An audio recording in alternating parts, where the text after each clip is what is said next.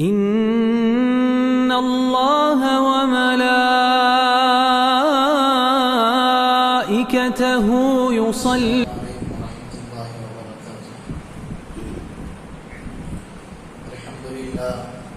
الحمد لله نحمده ونستعينه ونستغفره ونؤمن به ونتوكل عليه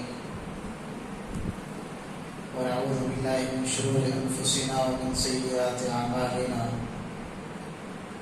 من يهده الله فلا مضل له ومن يضلله فلا هادي له ونشهد أن لا إله إلا الله وحده لا شريك له ونشهد أن سيدنا وسندنا وحبيبنا ومولانا محمدا عبده ورسوله أما بعد أعوذ بالله من الشيطان الرجيم بسم الله الرحمن الرحيم يا أيها الناس اتقوا ربكم الذي خلقكم من نفس واحدة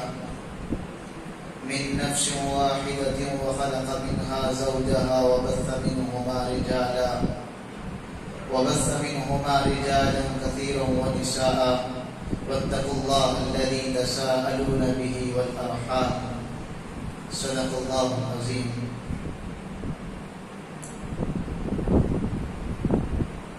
محترم سامعین کرام، بزرگان دین،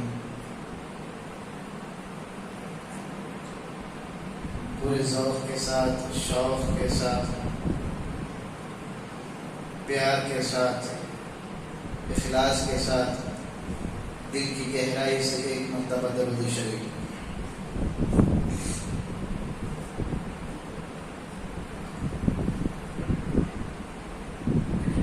تین سوالات آئے ہیں، اس کا جواب دے کر میں آگے بڑھتا ہوں. پہلا سوال یہ ہے کہ شیعہ فرقہ کیسے بنا؟ کیا کسی شیعہ فرقے کی لڑکی سے سنی لڑکا نکاح کر سکتا ہے؟ پہلے شیعہ کہتے کسے ہیں اس کو سمجھیں.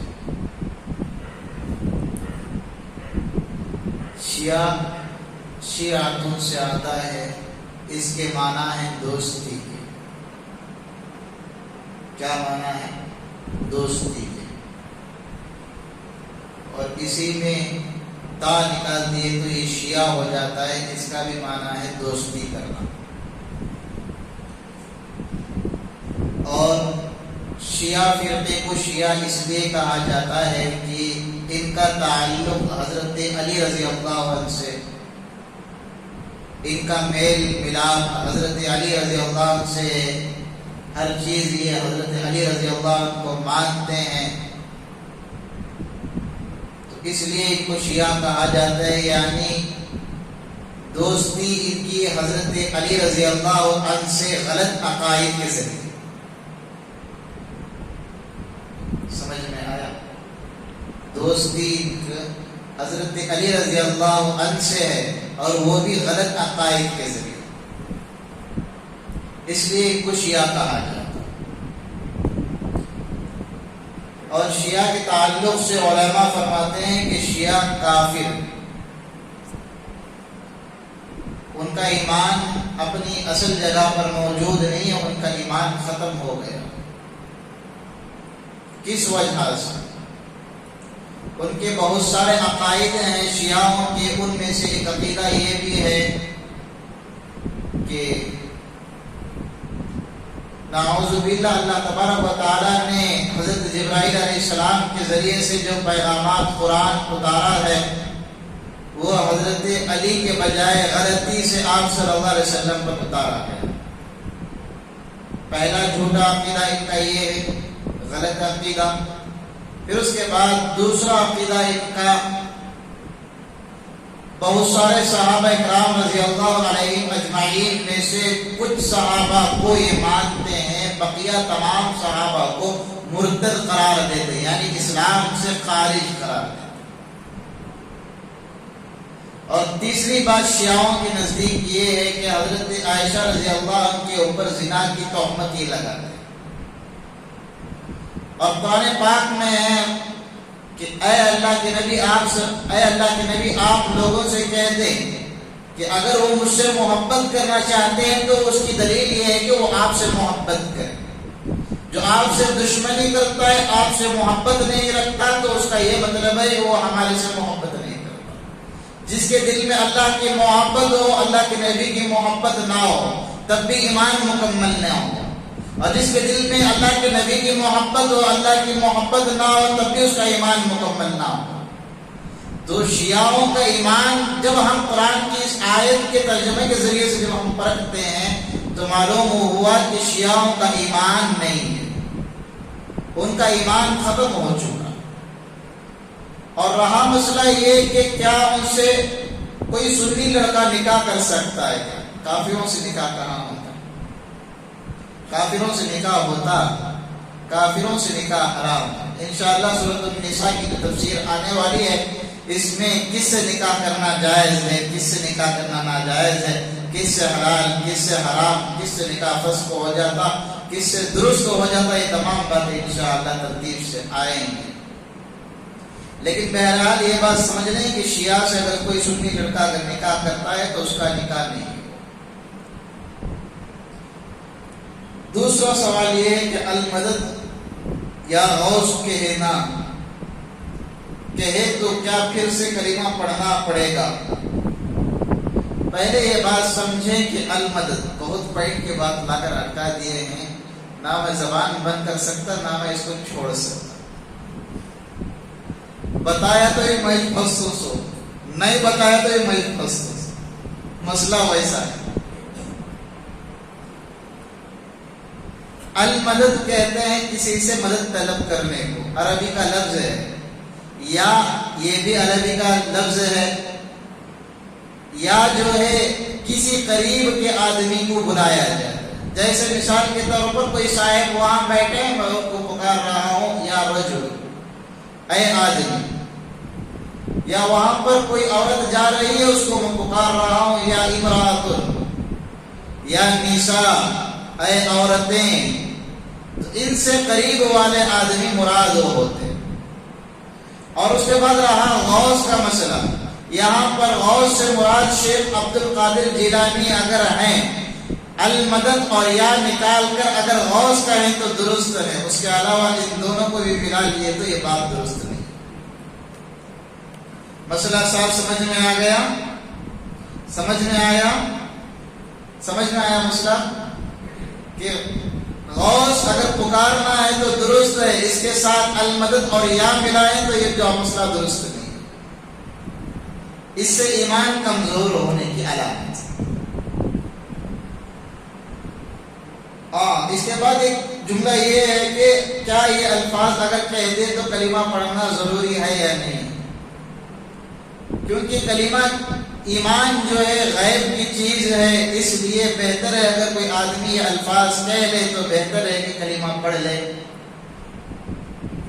ضروری اور فرض اور واجب کا درجہ تو نہیں ہے کہ بہتر ہے پڑھ لے. ایمان غیب کی چیزوں پر ہوتا ہے، پڑھ لے تو بہتر ہے. آدمی کے ذہن کا ٹھکانہ کوئی نہیں رہتا. غلط عقائد سے اگر کہہ دیا ہے تو ایمان جانے کا بھی خطرہ رہتا. اس لیے اگر ایسے الفاظ کہہ دے تو پھر کلمہ پڑھ لینا بھی اس کے لیے ضروری ہے. تیسرا سوال، یہ بھی سوال بہت عجیب سوال. درگاہ کو کیا عورت جا سکتی ہے؟ درگاہ کو عورت نہیں جا سکتی. اگر کسی درگاہ کے قریب سے اگر عورت گزر جائے تو ان کے لیے ایصال ثواب کر سکتی. اللہ یہ کہ اگر کوئی عورت مستقل درگاہ کی نیت سے سفر کرتی ہے تو علماء نے کتابوں میں لکھا ہے کہ اس عورت کو سب سے پہلے اپنے آپ کو اس جانے کی نیت کے بنا پر غسل کرنا پڑے. جانا اور بات ہے، جانے کا اگر نیت ارادہ بھی کر لیا تو اس کے لیے غسل کرنا ضروری ہے. کیوں کہ قریب میں نے تفسیر کے فرمایا تھا قرآن میں کہ عورت بغیر محرم کے، اپنے شوہر کے، اپنے رشتہ داروں کے بغیر نہیں جا سکتی کعبۃ اللہ کے پاس. چاہے عورت 100 ہو یا 1000 ہو، ان میں سے ہماری ایک عورت اگر جاتی ہے تب بھی اس کا حج درست نہیں. ہاں اس کے ساتھ اگر مرد ہے تو مرد کے ساتھ جائے تو اس کا حج درست ہے، عمرہ درست. لیکن ایک بات قابل غور ہے کہ مسجد میں عورتوں کو آنے کی اجازت نہیں ہے. مسجد میں عورتوں کو آنے کی اجازت نہیں ہے.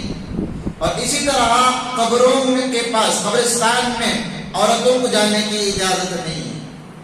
جب ان دونوں جگہ پر جانے کی اجازت نہیں ہے، پہلے مسجد کسے کہتے ہیں؟ سجدہ کرنے کی جگہ. عورتوں کو مسجد میں آنے کی اجازت نہیں ہے کیونکہ مسجد عورت کا گھر ہے. وہ عورت جس جگہ پر سجدہ کرتی ہے وہی اس کی مسجد ہے. مسجد میں آ کر جس جگہ پر مرد باجماعت نماز ادا کرتے ہیں اس جگہ پر عورت کو آنے کی اجازت نہیں. ایک بات تو یہ سمجھ لو. پھر اس کے بعد دوسری بات یہ ہے کہ قبرستان. قبرستان کسے کہتے ہیں؟ جہاں پر بہت سارے قبر ہوتے ہیں اس کو قبرستان کہا جاتا ہے. جس طریقے سے عموماً ہماری زبان میں کہتے ہیں، بنگلور کی زبان میں ایک ٹماٹر خراب ہوا تو کہتے بولتے سو ٹماٹران بولتے نہیں، ایسے قبرستان کو عام زبان میں. تو جہاں پر بہت ساری قبریں رہتی ہیں اس کو کیا کہتے ہیں؟ قبرستان کہا جاتا ہے. اور جہاں پر ایک قبر ہو اس کو کیا کہا جاتا ہے؟ قبر کہا جاتا ہے. جہاں پر شریعت نے بہت سارے قبروں کے پاس جانے سے علماء نے، قرآن نے، حدیث نے، اللہ کے نبی علیہ الصلوۃ والسلام نے، اولیاء نے خود منع فرمایا. تو سوچو وہاں پر واحد سنگل قبر کے لیے کہ عورت کو جانے کی اجازت تو ہوگی یا نہیں؟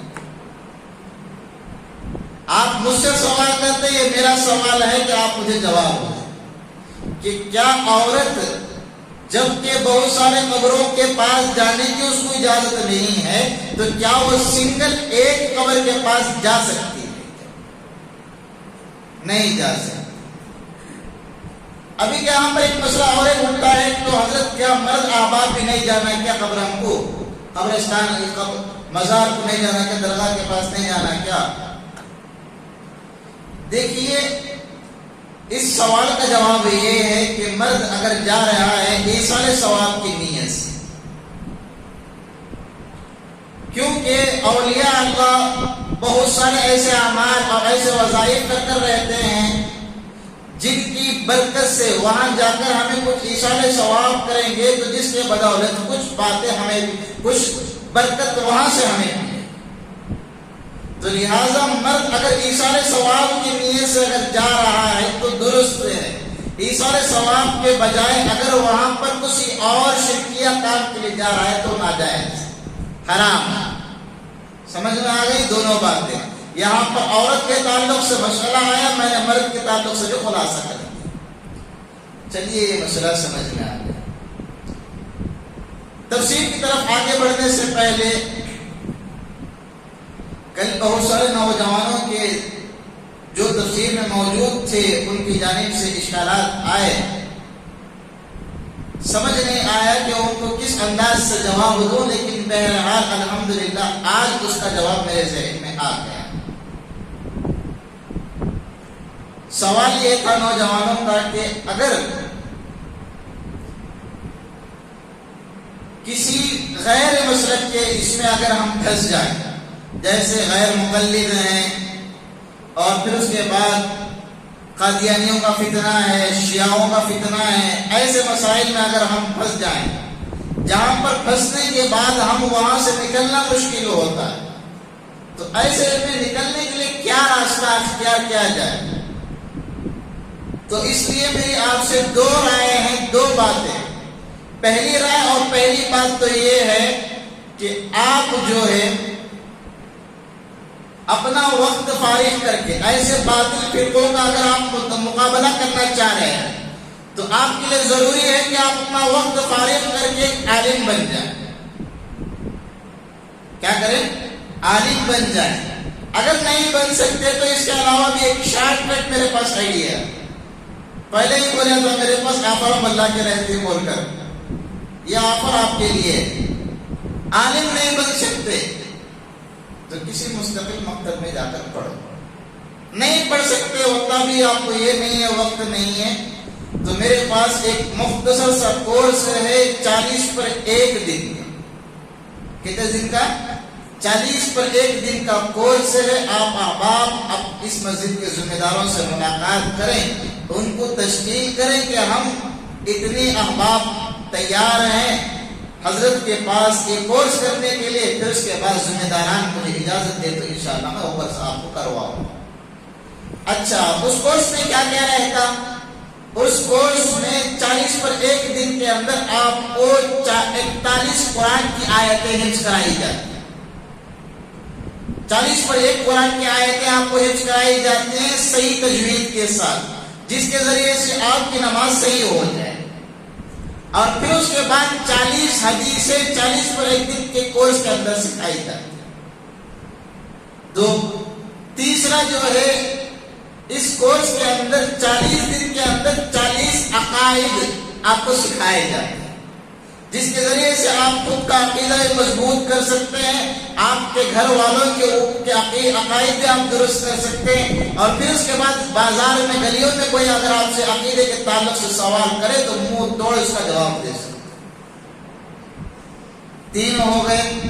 چوتھا جو ہے, آپ کو مسائل سکھائے جائیں گے. 40 دن کے اندر 40 مسائل آپ کو بتائے جائیں گے. 4 ہو گئے. 5واں, آپ کو 40 دن کے اندر 40 دعائیں آپ کو حفظ کرائی جائیں. زیادہ بوجھ نہیں ہے, بالکل آسان ہے. کلاس کا دورانیہ, کلاس کے پڑھنے کا وقت کتنا ہے, کتنا وقت لگے گا ان 5 سبجیکٹس کو پڑھنے کے لیے, ان 5 سبقوں کو پڑھنے کے لیے کتنا وقت درکار ہے؟ اس بات کا جواب یہ ہے کہ صرف آدھا گھنٹہ روزانہ وقت نکالیں کہ 5 سبق آپ پڑھ سکتے ہیں. روزانہ 5 سبق پڑھ سکتے ہیں تو 40 پر 1 دن میں 40 پر 1 سبق آپ پڑھ سکتے ہیں. پھر اس کے بعد آپ کی زندگی میں حلال کیا ہے, حرام کیا ہے, جائز کیا, ناجائز کیا, ایسے 1000 مقلدین کا آپ غیر مقلدوں کا جواب دے سکتے ہیں. ایسے 1000 شیعوں کا آپ مقابلہ کر سکتے ہیں, 1000 قادیانیوں کا اور رافضیوں کا آپ منہ توڑ جواب دے سکتے ہیں. شرط یہ کہ طلبہ دیکھیے, اگر ارادہ کرے تو انشاءاللہ مجھے بھی خدمت کا موقع مل جائے گا, میں بھی آپ کو پڑھا دوں. چلیے تفسیر کی جانب چلتے ہیں. تو ہمارے پورا تفسیر آج کون سی ہے؟ سورۃ النساء کے تعلق سے. کون سی؟ سورۃ النساء کے تعلق سے. قرآن کے اندر کتنی پارے ہیں؟ 30 پارے ہیں. کتنی سورتیں ہیں؟ 114 سورتیں. 114 سورتوں میں سے کتنی سورت کی تفسیر ہو گئی ہے؟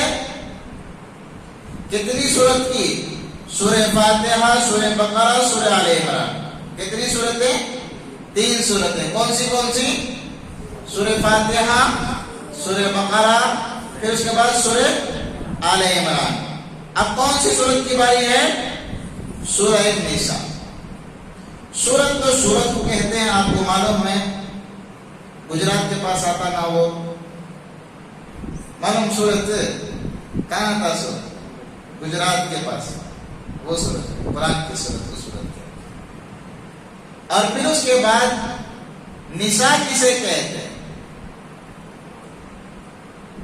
اس زمرے میں جو ہے میں 2 باتیں آپ کو سمجھانا چاہتا ہوں. عربی کی بہت پیاری زبان عربی کی, بہت میٹھی زبان عربی کی ہے. اتنی لذیذ, اتنی پیاری زبان کہ اس کے سامنے اچھی زبانیں پھیکی پڑ جاتی. اتنی پیاری میٹھی زبان. آپ میں سے کسی کو اللہ تبارک و تعالیٰ اگر توفیق دے, میری تو دعا ہے کہ اللہ تبارک و تعالیٰ آپ تمام کو حج کی, عمرے کی مقبول سعادت عطا فرمائے. کم سے کم آمین تو بولو. فری میں دعا دے رہا ہوں, پیسے لے کر نہیں دے رہا ہوں. وہاں پر جب جائیں گے آپ کو عربی زبان آئے یا نہ آئے, آپ کو کوئی چیز کی اگر ضرورت پڑے تو وہاں پر جو وہاں کے قادمین ہیں, ویلنٹرز ہیں, یا جو وہاں کے اڑوس پڑوس کے احباب ہیں, آپ کو ان سے کوئی مسئلہ پڑ گیا یا آپ کو ان سے کوئی مسئلہ پڑ گیا تو وہ آپ کا نام لے کر نہیں پکاریں گے, محمد بول کر پکاریں گے.